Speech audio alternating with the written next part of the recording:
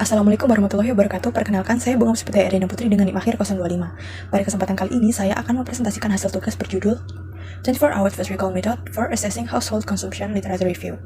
Pertama, kita mulai dari konsep konsumsi pangan tingkat rumah tangga. Konsumsi pangan rumah tangga adalah total makanan yang tersedia dan dikonsumsi di rumah, tidak termasuk makanan yang dimakan di luar, kecuali makanan tersebut dibawa dari rumah. Salah satu metode yang paling umum digunakan untuk menilai konsumsi pangan adalah 24 Hours Food Recall, yaitu pencatatan seluruh makanan dan minuman yang dikonsumsi dalam 24 jam terakhir. Melalui survei konsumsi pangan tingkat rumah tangga, kita dapat memahami hubungan antara akses pangan, pola konsumsi, dan kondisi gizi masyarakat agar dapat menentukan intervensi gizi yang tepat. Data ini juga dapat digunakan untuk mengidentifikasi kebiasaan makan, kecukupan gizi, dan potensi risiko kekurangan nutrisi.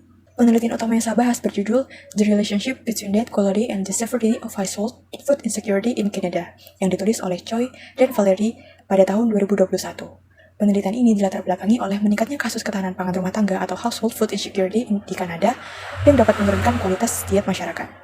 Tujuan penelitian adalah menelaah hubungan antara kualitas diet dan tingkat keparahan ketahanan pangan rumah tangga pada anak dan orang dewasa. Desain penelitian menggunakan pendekatan cross-sectional dengan menganalisis data sekunder dari Canadian Community Health Survey tahun 2015. Total sampel penelitian ini adalah 15.909 responden usia 1 hingga 64 tahun yang mencakup 10 provinsi kecuali teritori, First Nation, dan institusi. Penelitian ini menggunakan beberapa instrumen utama. Yang pertama adalah Household Food Security Survey Modus atau HFSSM atau modus survei ketahanan pangan rumah tangga yang terdiri dari 18 pertanyaan untuk mengukur tingkat ketahanan pangan. Yang kedua ada 24-Hour Food Recall yang menggunakan metode Automated Multipurpose Method atau IMPM yang dikembangkan oleh United States Department of Agriculture atau USDA. Yang ketiga ada Canadian Nutrient File atau CNF tahun 2015 yaitu basis data nutrisi untuk mengonversi makanan menjadi kandungan zat gizi.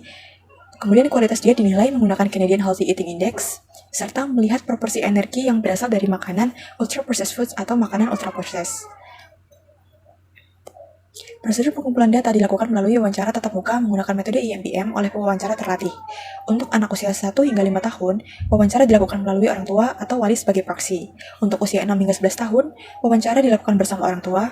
Untuk usia 12 tahun ke atas, responden diwawancarai secara mandiri. Sekitar sepertiga responden dihubungi kembali setelah 3-10 hari untuk melakukan recall kedua, guna meningkatkan akurasi estimasi asupan biasa. Kode makanan dari recall dipetakan ke Canadian Nutrient File untuk memperoleh kandungan zat gizi. Tingkat ketahanan pangan rumah tangga diukur dengan Household Food Security Survey Module yang diisi oleh anggota rumah tangga dewasa yang paling mengetahui kondisi pangan keluarga.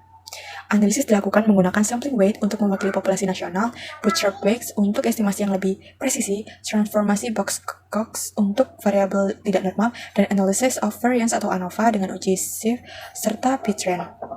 Hasil penelitian utama menunjukkan bahwa 13,8% responden tinggal dalam rumah tangga yang mengalami ketahanan pangan rendah atau food insecurity. Rinciannya ada 86,2% aman pangan atau secure, 4,4% marginal, 6,7% moderate, 2,7% parah atau severe. Semakin parah tingkat ketahanan pangan, semakin tinggi pula konsumsi pangan ultra-processed atau ultra-processed food, mencapai sekitar 10% lebih tinggi pada kelompok paling parah. Tidak terdapat perbedaan signifikan pada asupan energi, karbohidrat, lemak, atau gula total. Namun asupan protein, vitamin D, magnesium, dan zinc cenderung menurun seiring meningkatnya tingkat ketahanan pangan rendah.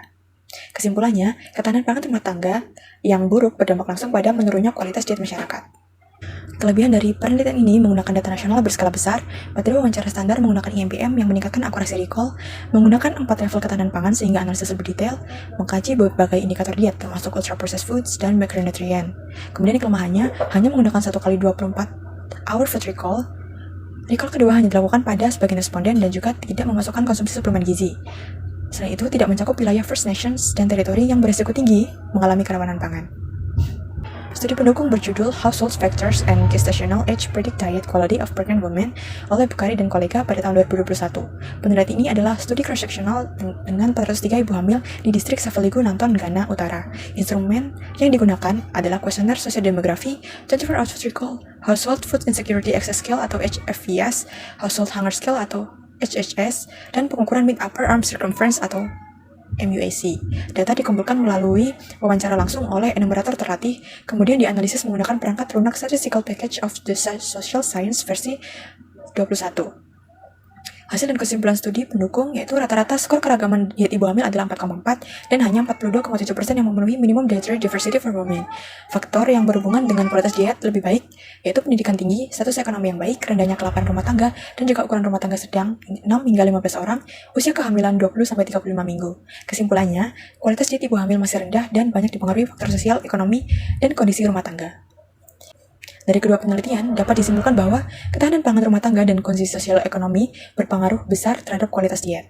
Rumah tangga dengan akses pangan lebih baik memiliki pola makan lebih seimbang dan asupan gizi yang lebih tinggi. Kebijakan peningkatan pendidikan, daya beli, serta akses terhadap pangan bergizi harus menjadi prioritas dalam upaya memperbaiki status gizi masyarakat. Demikian pemaparan materi mengenai 24 Hours Food Recall Method dalam penilaian konsumsi pangan tingkat rumah tangga. Semoga presentasi ini bermanfaat dan dapat memberikan gambaran lebih jelas mengenai pentingnya metode recall 24 jam dalam penelitian gizi dan kebijakan pangan. Terima kasih. Wassalamualaikum warahmatullahi wabarakatuh.